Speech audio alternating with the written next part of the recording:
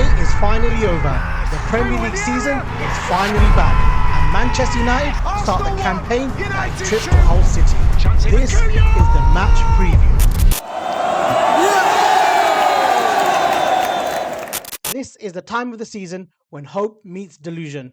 What do I mean by that? Well, it's quite simple. This is when everyone starts thinking where their club will end up, what will they win. And for Manchester United, well, we're in all the competitions this time. The Champions League is back. The squad is progressing, and under Michael Carrick's first season, well, we've got a lot to hope for. With a really good coaching setup and finally signing some players, you never know. Will Manchester United win something? Can we even challenge for the title? Who knows? But this is where it all begins.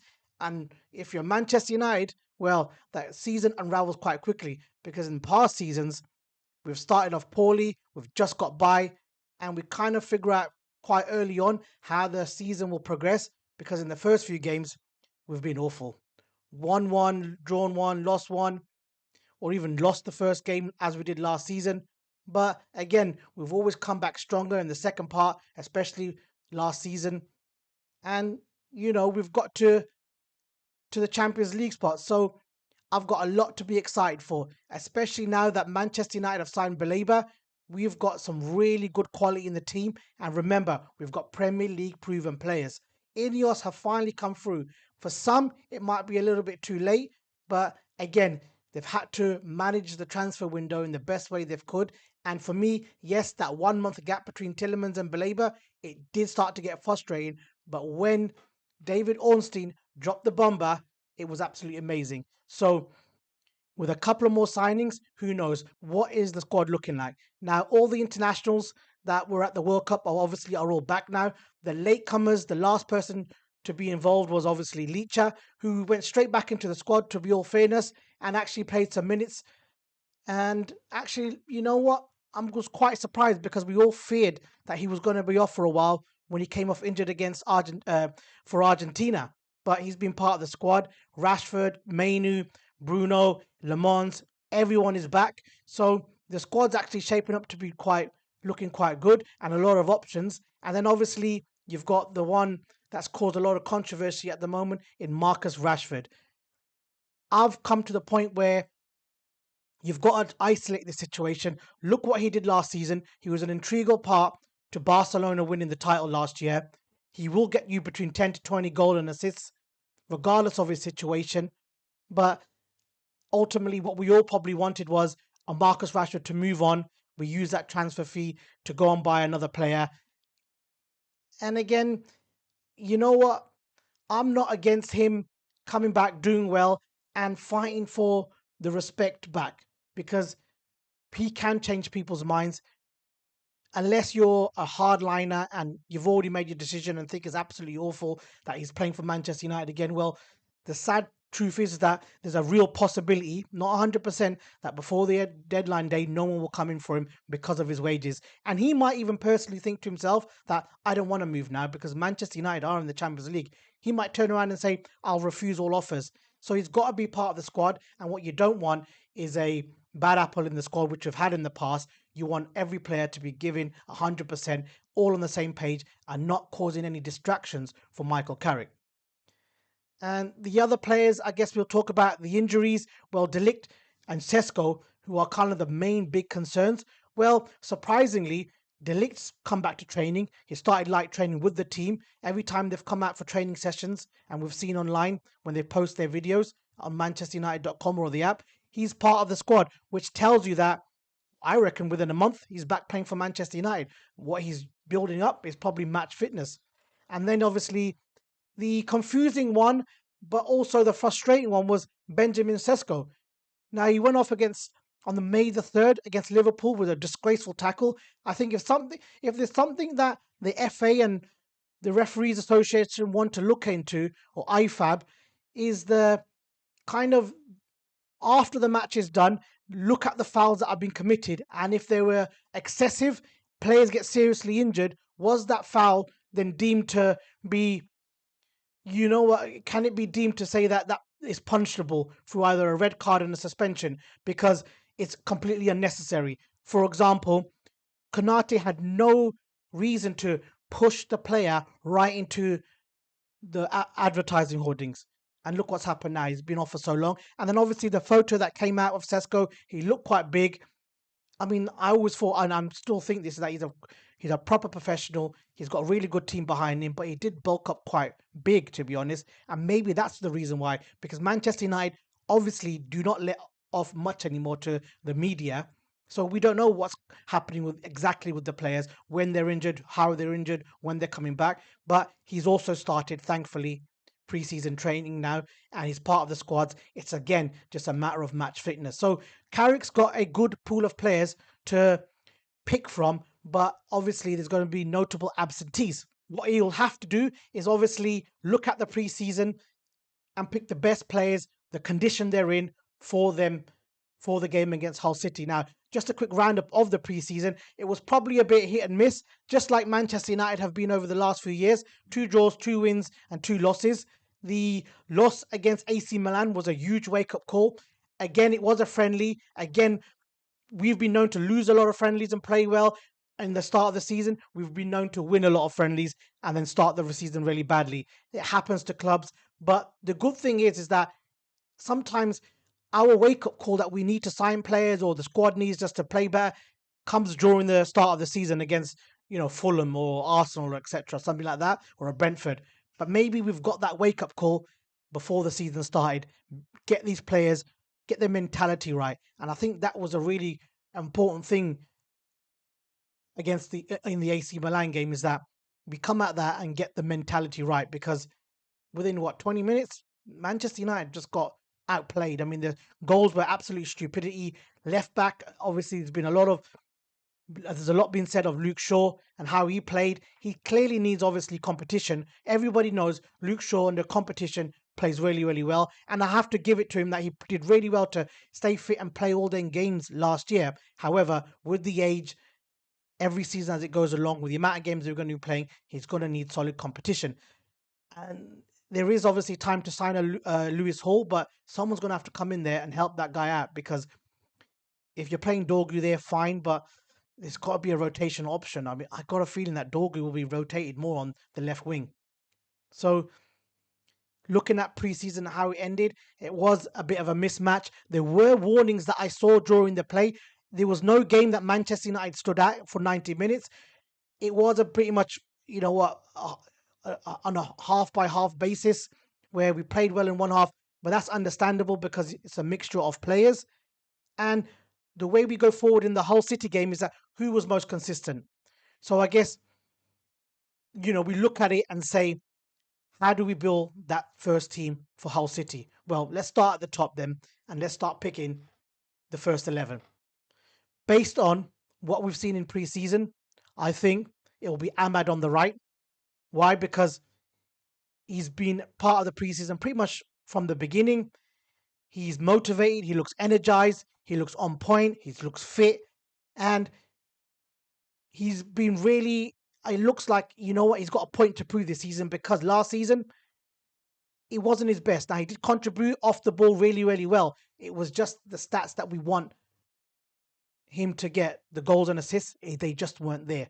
So Ahmad, based on his preseason, the minutes he played, how he played on the right, it's clear to me that Brian Mbeumo will play through the middle. Again, he's been sharp, he's been scoring, he assisted. And I think in the new role, in this new formation, this consistent formation, I think he'll play off the last man. He'll probably play a little bit less of him coming back, collecting the ball. I think he'll stay forward a lot more. But based on the preseason, again, how many minutes he's played, how he's played, he starts up front through the middle. And then I think it's quite clear to me, again, Cunha coming back, the way he had the World Cup, the amount he's not played much of a preseason. And when he did, you know what, it was a bit lackluster of a performance, but again, it's understandable. And for their reasons, I reckon actually Patrick Dorgu will play on the left.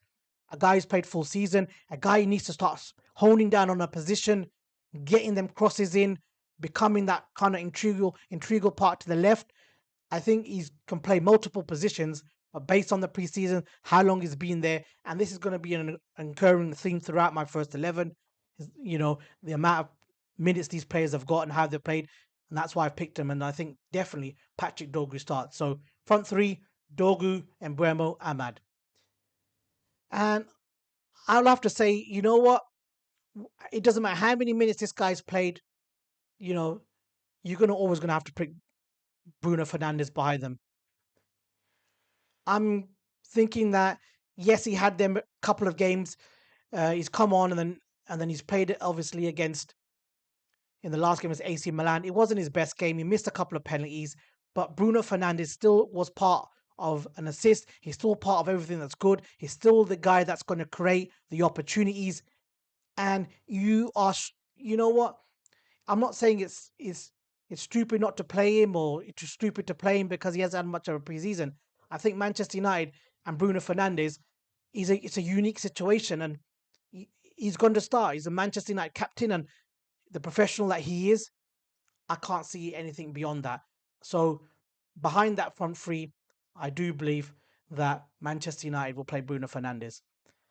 So who will now play behind them two? So I'm clearly going with a 4-2-1-3 because I reckon the style of play we want to play, uh, I think it suits this formation the best. Even though obviously he's played 4-2-3-1 in pre-season. Now you can mix it up a bit, fine. I'm gonna go with this formation, but either way, my team will fit both formations. So behind Bruno Fernandes, I'm going for Tielemans and Santos. Santos is a clear option. Why? Because he's played all season. He's played really well. He's a surprised a lot of people. Obviously, the meltdown that some of the Chelsea fans had of him losing kind of motivated us to kind of think we've actually got a good signing here, and he's proven it. Now, don't get me wrong, he's still young, a lot to learn, but what he's put in pre-season, the type of game this is, we're opening up against a team that's come up from the Championship. I think Manchester United play him, and I think it's pretty straightforward. And teaming him up with Tielemans, again, it might be too soon for him, but you know what? When he came on against Leeds, he showed that, you know what, even in that short period of time, the amount of through passes, I think you could get away with a game where Tielemans comes in, even though he hasn't much of a preseason, where him sitting next to Santos, he'll play really, very well. He'll forge that partnership because I don't think Kobe Mainu is fit enough yet. He obviously came back late as well, but and I'm not really he's not had many minutes at all, Kobe Mainu, and I think that partnership will kind of build up slowly. But again, obviously, with Carlos Baleba coming in, that will change obviously over time. But for this first game in the season, I think he starts with with Tielemans and Santos.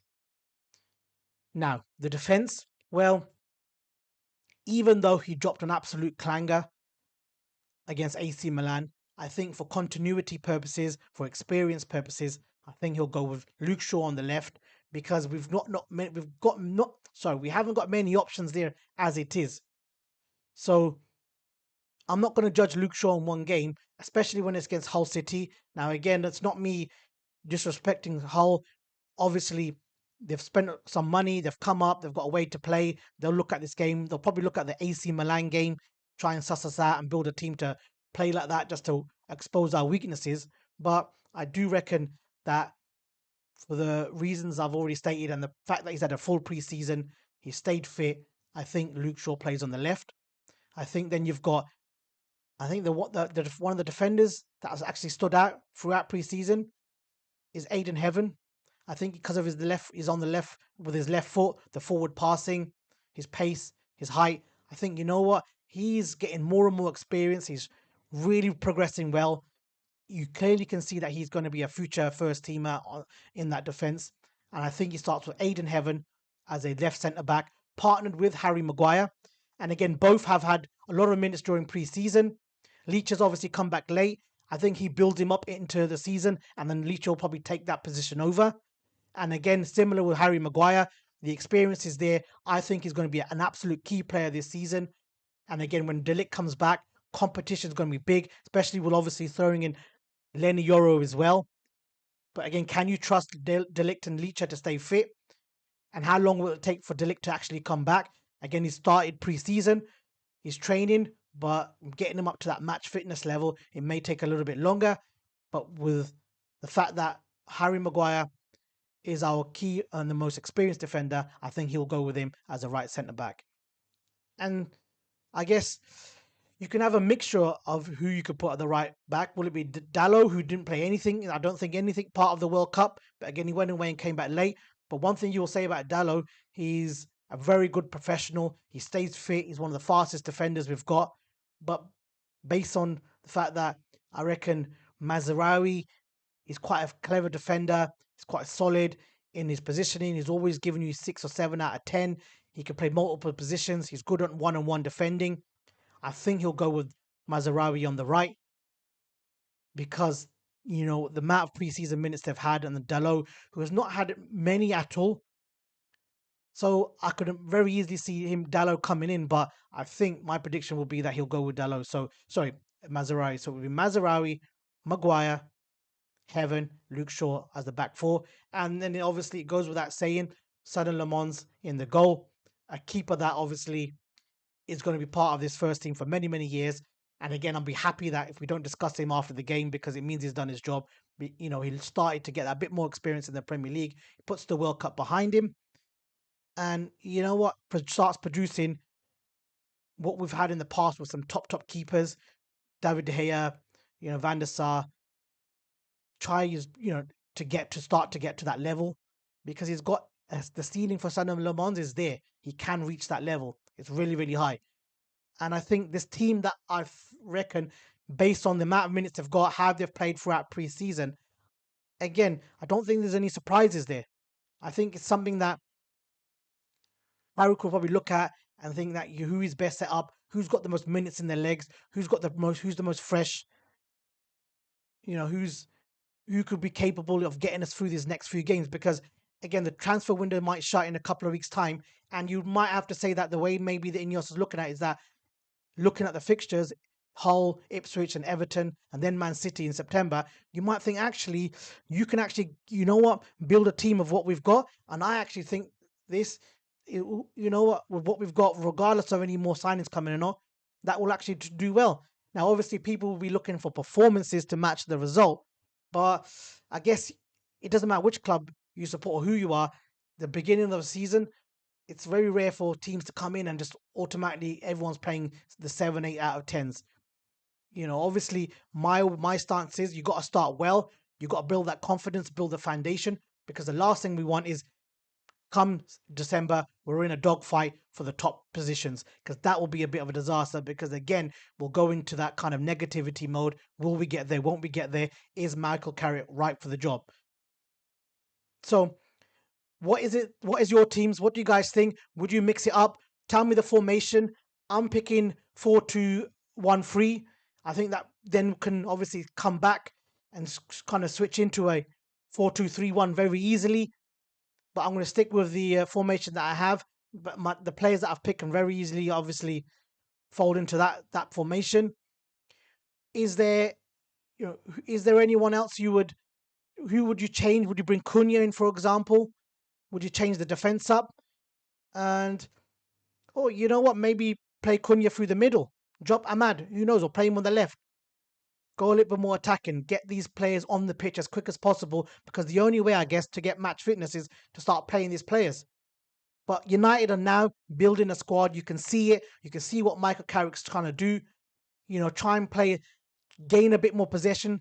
Obviously, if we get counted against, it's Man United. It's really important that they keep that really tight shape where they stop them counters, stop that press, stop in the overloads. So we stay compact, not get played through. And I think this type of team, in the next few games, you'll see it. And I'm confident that we'll get the win. Now, I'm not going to go for a result that is kind of mind blowing. I'm going to stay a bit kind of on the fence here. And I'm going to go with a 2-0 win, quite comprehensive, quite conservative win. I think Man United will show in parts of the game that, what we want to do, we'll be in control, we'll have the possessions. I do reckon Hull City will have something about them. It's their first game of the season in front of their fans back in the Premier League. And because of that, I reckon they'll have a real good go at us. But ultimately, I reckon Man United will come through the game. I reckon it'll be a goal either side of the first half. Either side of the half. So I reckon we'll score probably midway first half and then finish them off in the second half, maybe on a counter. And Manchester United will get through that game. And again, the team we've got, I think in the second half, you'll start seeing more and more changes. And you're looking at the bench, you'll probably say, you'll probably have people play like Leacher on the bench, Mainu, Cunha. You're going to have options. I won't be surprised if Sesko will be part of the squad and may come back. He has started training, give him a few minutes, but ultimately, we've got Shea Lacey. Obviously, he'll come in there. He can do a job for us now. Counter, on that wing, mix it up a bit, and then, you know, it's start that season off finally with a performance that we haven't had in years. Even when we have won the first game of the season, I remember a couple of years ago we beat Fulham 1-0. It was awful because Fulham really had a good go at us. So, what do you think about the beginning of the season? Do you think it's important that the performance is there? We start showing confidence from day one, or do you think what, it's fine just to let it go by, build it up as we go along, build up momentum, get the players back, get your first team back, and that's when Man United will kick in and really, really go forward and challenge. So, looking forward to the game. It's that time of the season. Obviously, everyone's excited, trying to stay level-headed, but it's really important. Manchester United get off with a really good start to the season, get that win behind us, and then start building. Please let me know what you think, what your score would be, what your formation would be, and please like and subscribe. And I guess I'll be back.